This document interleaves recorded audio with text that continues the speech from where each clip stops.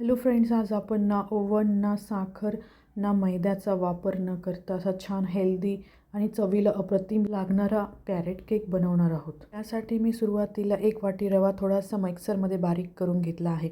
नंतर त्यामध्ये मी पाऊण वाटी दही, 1 वाटी गूळ आणि नंतर थोडा व्हॅनिला इसेन्स, 5 चमचे ऑइल टाकलं आहे आणि छान मिक्स करून घेतलं आहे।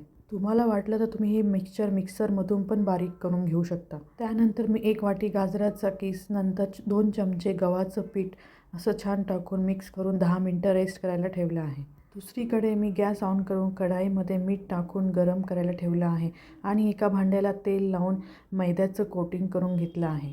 10 मिनिटांनंतर केकच्या बॅटरमध्ये मी टुटी फ्रुटी, बारीक चिरलेले काजू बदामचे काप, 1 चमचा बेकिंग पावडर, अर्धा चमचा खाण्याचा सोडा आणि थोडंसं दूध टाकून मी छान असं बॅटर बनवून घेतलं आहे।